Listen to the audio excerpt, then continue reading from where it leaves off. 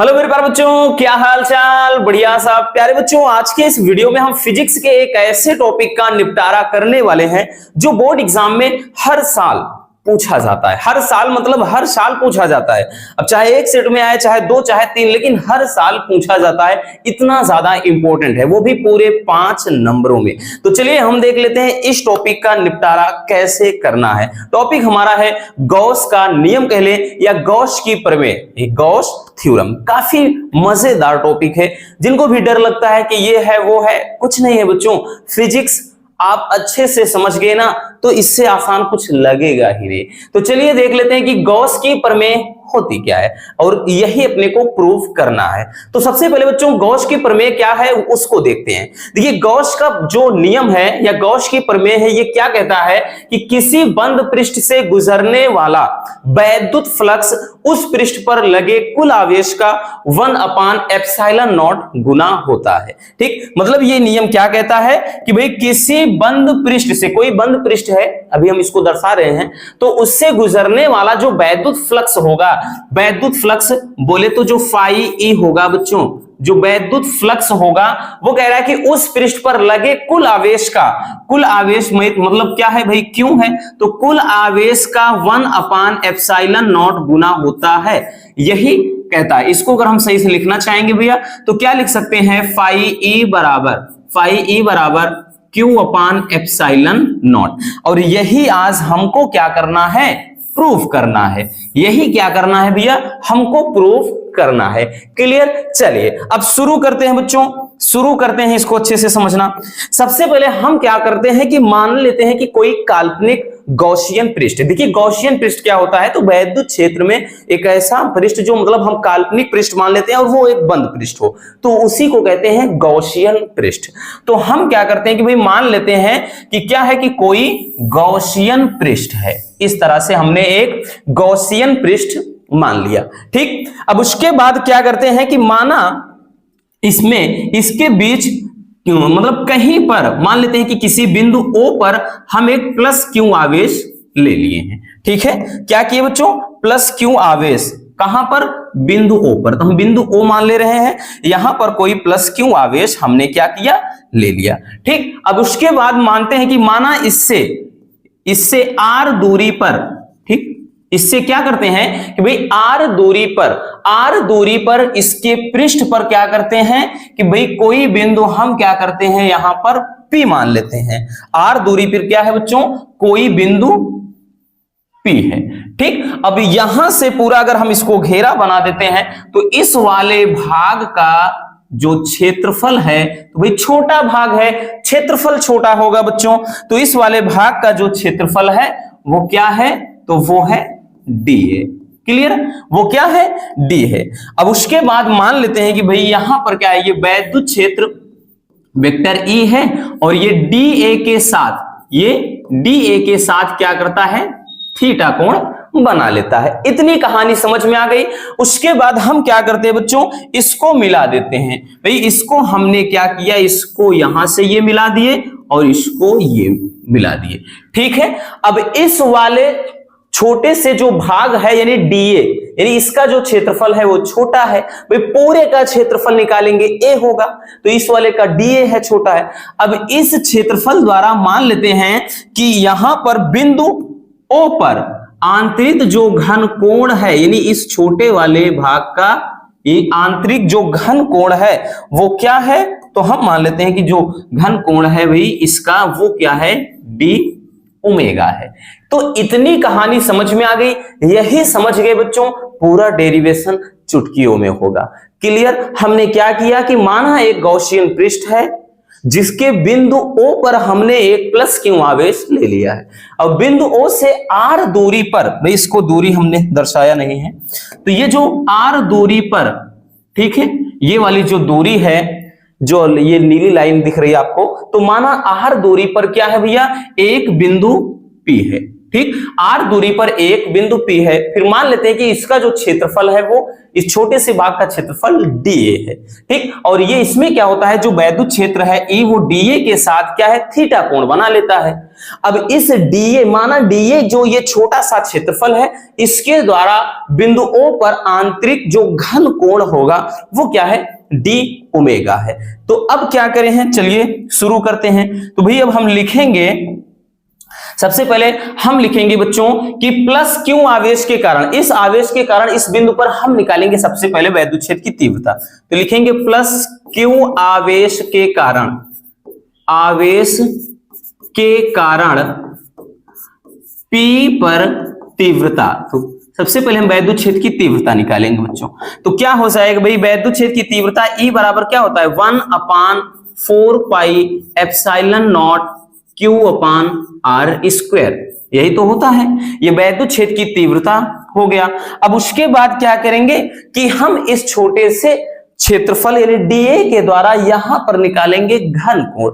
तो अब लिखेंगे हम कि डीए द्वारा, ठीक है, डीए द्वारा बिंदु O पर अंतरित या बनाया गया, अंतरित लिख लें, अंतरित या बनाया गया घन कोण। तो घन कोण क्या हो जाएगा बच्चों, घन कोण, तो ये हो जाएगा आपका जो घन कोण होगा ये डी ओमेगा बराबर, फार्मूला होता है बच्चों D A cos theta upon R square. याद रखना ये घन कोण बराबर फार्मूला होता है, 11th में पढ़ा है। अगर नहीं भी पढ़ा है तो बस इतना याद रखना कि भाई ये फार्मूला आपको याद रखना है। क्लियर। तो ये डी ए द्वारा यानी इस छोटे से जो भाग है या छोटा सा जो क्षेत्रफल है, इसके द्वारा बिंदु O पर जो बनाया गया घन कोण होगा वो कितना है, D A cos theta upon R square. ठीक, तो ये हो गया। अब हम क्या निकालेंगे बच्चों, एक मिनट देखिए, अब हम निकालेंगे, सबसे पहले हम निकालेंगे कि डीए से गुजरने वाला यानी इस छोटे से क्षेत्रफल द्वारा कितना वैद्युत फ्लक्स निकल गुजरेगा, फिर हम पूरे पृष्ठ द्वारा निकालेंगे। तो हम लिखेंगे बच्चों कि डीए द्वारा, डीए से गुजरने वाला वैद्युत फ्लक्स। तो भाई छोटे से क्षेत्रफल द्वारा निकालेंगे तो बच्चों क्या हो जाएगा, तो भाई आगे डी लगा रहेगा डी फाई ई, क्योंकि छोटे से क्षेत्रफल द्वारा निकाला जा रहा है। डी फाई ई बराबर क्या हो जाएगा, तो भाई ये हो जाएगा, देखिए फार्मूला आपका क्या होता है कि भाई इसके पहले भी वैद्युत फ्लक्स में हमने बताया कि जो फाई ई बराबर होता है ई ए कॉस थीटा, बट यहां पर जब डी फाई ई होता है छोटे से भाग द्वारा, तो डी फाई ई बराबर हमने क्या बताया था, vector E into D A, यही होता है। ठीक, तो ये हो जाएगा vector E into D A. अब देखिएगा इसको हम लिख सकते हैं बच्चों कि डी फाई ई बराबर, इसको लिख सकते हैं कि E D A cos theta. वो क्यों ऐसा कर सकते हैं बच्चों, क्योंकि हमने इसके पहले भी बताया था कि जैसे vector B into vector A, मतलब अदिश गुणनफल vector E B into vector A बराबर क्या होता है, बी ए कॉस थीटा। ना याद हो याद कर लीजिए, नहीं पता है तो इतना याद रखना बच्चों, जैसे vector B into vector A है तो इसका फार्मूला होता है बी ए कॉस थीटा। उसी तरह से ये ई इंटू डी ए है तो भाई हम E D A cos theta लिखेंगे।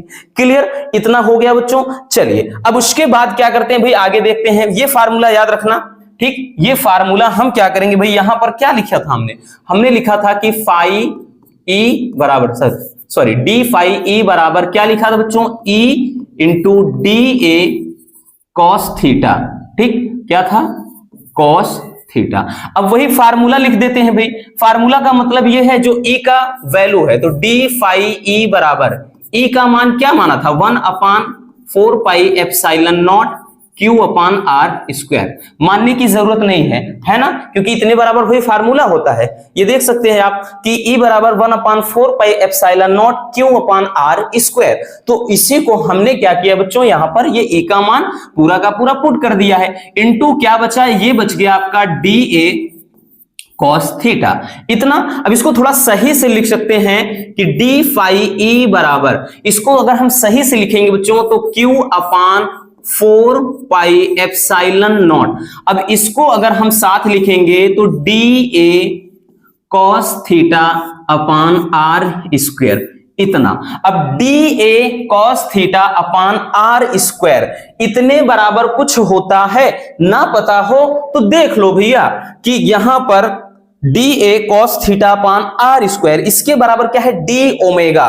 तो इसके स्थान पर डी ओमेगा मतलब जो है घन कोण, तो ये हो जाएगा बच्चों डी फाई ई बराबर ये हो जाएगा Q upon 4 pi epsilon not, और यहां पर इसके स्थान पे केवल डी ओमेगा हो गया। तो ये एक छोटे से भाग द्वारा गुजरने वाला वैद्युत फ्लक्स हो गया। अब हम निकालेंगे संपूर्ण पृष्ठ से गुजरने वाला वैद्युत फ्लक्स। तो लिखेंगे बच्चों कि संपूर्ण पृष्ठ से गुजरने वाला वैद्युत फ्लक्स, संपूर्ण पृष्ठ से गुजरने वाला वैद्युत फ्लक्स। अब हम पूरे पृष्ठ से निकालेंगे कि संपूर्ण गॉसियन पृष्ठ द्वारा कितना फ्लक्स गुजरेगा। तो भाई जब भी संपूर्ण की बात आए तो ये हट जाएगा ना, तो यहां पर केवल फाई ई बराबर हो जाएगा, ठीक, क्या हो जाएगा बच्चों, ये सॉरी डी नहीं रहेगा, तो केवल फाई ई बराबर ये आपका जो हो जाएगा Q upon 4 pi epsilon not, ये तो रहेगा Q upon 4 pi epsilon not, लेकिन यहां पर क्या लग जाएगा, समाकलन।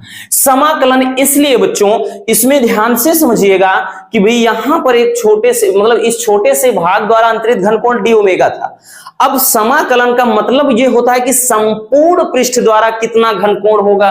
तो भाई संपूर्ण के लिए हमेशा हम समाकलन का इस्तेमाल करते हैं, ठीक, तो ये हो जाएगा। अब इसके बराबर अगर हम इसका डी ओमेगा का समाकलन करेंगे तो याद रखना डी ओमेगा का समाकलन होता है भैया 4 पाई, इतना याद रखना बच्चों, क्या होता है, तो ये होता है 4 पाई, इतना याद रखना। चूंकि ये हमने लिख दिया है तो आपको दिक्कत ना हो, तो इसको लिख सकते हैं फाई ई बराबर ये Q upon 4 pi epsilon not into इसके स्थान पर क्या हो जाएगा, 4 पाई हो जाएगा। भाई कटने वाली जो चीजें हैं काट देते हैं, 4 पाई से 4 पाई कैंसिल हो गया, बचा क्या बच्चों, तो ये बच गया फाई ई बराबर ऊपर बच गया है भाई Q और नीचे क्या है, एप्सिलॉन नॉट। अगर आप ध्यान से देखें रसगुल्लों तो अपने को प्रूफ क्या करना था, तो यही तो करना है। अगर आप देखें तो यही तो करना है कि फाई ई बराबर Q अपान एप्सिलॉन नॉट, और हमने क्या निकाला बबुआ, फाई ई बराबर Q upon epsilon not. Clear. तो इस तरीके से बहुत ही इजीली आप इसका डेरिवेशन कर सकते हो। बस थोड़ा सा कुछ चीजें हैं समझने वाली, बाकी इसमें कुछ नया नहीं है बच्चों, ठीक है। एक दो बार आप रिवीजन करेंगे चीजें क्लियर हो जाएंगी। समझ में आ गया। चलिए तो यहां पर देख सकते हैं भाई हमने कुछ नहीं निकाला। सबसे पहले हमने क्या किया कि इस प्लस क्यू आवेश के कारण P पर तीव्रता निकाल लिया, फिर इस छोटे से भाग यानी DA द्वारा बिंदु O पर कितना घन कोण बनाया जाता है वो हमने लिख दिया। फिर घन कोण से के बाद हमने क्या, इस छोटे से भाग यानी DA से गुजरने वाला फ्लक्स कितना होगा वो हमने लिख दिया। ये तो कल भी बताया, मतलब इसके पहले वाली वीडियो में भी बताए थे वैद्युत फ्लक्स में। तो यहां से हमने क्या निकाला, वैद्युत फ्लक्स। वैद्युत फ्लक्स यहां पर निकालने के बाद ये भाई हमने E का मान रख दिया, उसके बाद इसको सही से किया तो ये कुछ आया, ठीक। फिर संपूर्ण पृष्ठ से फ्लक्स कितना निकलेगा वो हमने निकाल दिया। क्लियर। चलिए जल्दी से स्क्रीनशॉट कर लीजिए, एक बार इसको कर लीजिए, साइड हट जा रहे हैं, हो गया। और उसके बाद इसको कर लीजिए, ठीक हो गया बच्चों। तो बस आज के इस वीडियो में इतना ही। उम्मीद है कि ये टॉपिक काफी इंटरेस्टिंग लगा होगा और अच्छे से समझ में आ गया होगा। अगर वीडियो पसंद आई हो तो बस प्यार से एक लाइक जरूर कर देना। मिलते हैं किसी और ऐसे शानदार टॉपिक के साथ, और हाँ अपने दोस्तों तक भी वीडियो को ज्यादा से ज्यादा शेयर कर देना। Love you, bye bye, take care.